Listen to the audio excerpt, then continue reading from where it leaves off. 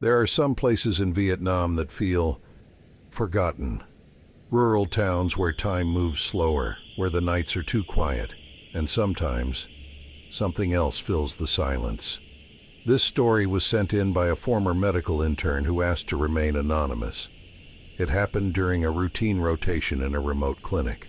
No hospitals, no help, just one building, one bed, and something that didn't want to be left behind. This is what happened on one unforgettable night shift in the Vietnamese countryside. I don't usually share stories like this online, but after what happened to me during my internship in a remote village in Vietnam, I can't stay silent anymore. This was back in 2019.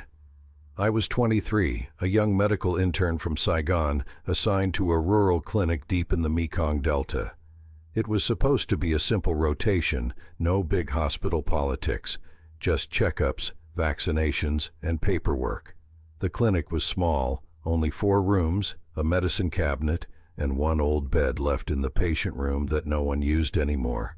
At first I liked the quiet. It felt peaceful, but that changed during my first night shift.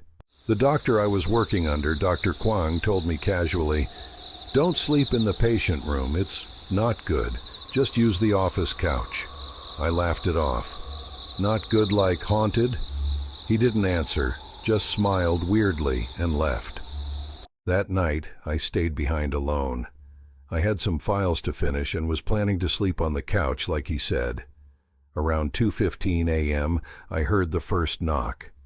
3 slow taps on the front glass door. I thought it was just someone from the village needing help. I grabbed my flashlight and opened the door, but no one was there. Only the streetlight flickering and the sound of wind in the rice fields. I closed the door, locked it this time. 15 minutes later, same 3 knocks. I rushed out again. Still no one. I checked the entire perimeter with my light. No footprints, no bikes, nothing.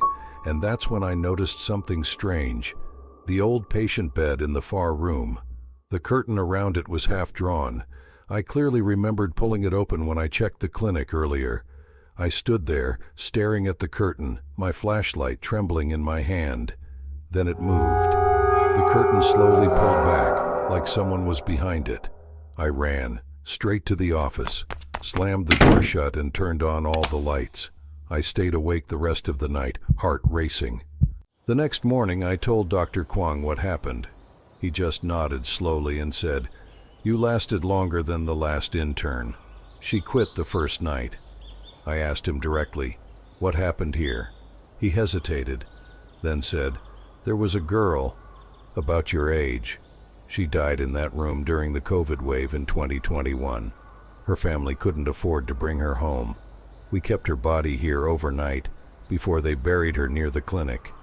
He paused, "But they say her spirit never left. She still wants to go home." I tried to laugh it off, told myself maybe it was sleep deprivation. But the next few nights proved I was wrong. The second shift was worse. It started with the faucet. At exactly 2:11 a.m., I heard the sound of water running. The faucet in the patient room was on full blast. I walked in to turn it off. That's when I saw it. In the mirror above the sink was a girl, long black hair, wet clothes, standing directly behind me. But when I turned, no one was there. I didn't go back in that room for days. One night, while reviewing files, I dozed off at my desk. I must have been out for 20 minutes. When I woke up, the room was ice cold, and the files I was working on were scattered everywhere. Then I saw writing, scratched into the wooden desk. It said, "Help me go home." I backed away slowly, not daring to touch anything. Then I heard a soft voice behind me whisper, "Please, I need to go home." I turned, and for a split second I saw her, standing in the hallway, soaked, pale, eyes dark and sunken. And then she was gone. By the 4th week, I was losing sleep, barely eating. One night I decided to bring offerings. I bought fruit, incense, and a small white lantern. I placed it at the end of the bed in the patient room, lit the incense, and said softly, I don't know who you are, but I'm sorry for what happened. If you want to go home, let me help." I sat there for 20 minutes. Nothing happened, so I stood up to leave. That's when the lantern flickered and the bed creaked. I turned and saw her. Not angry, not scary, just sad. She looked at the door, then back at me.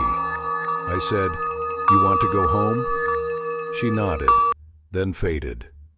That same week, I talked to a local monk.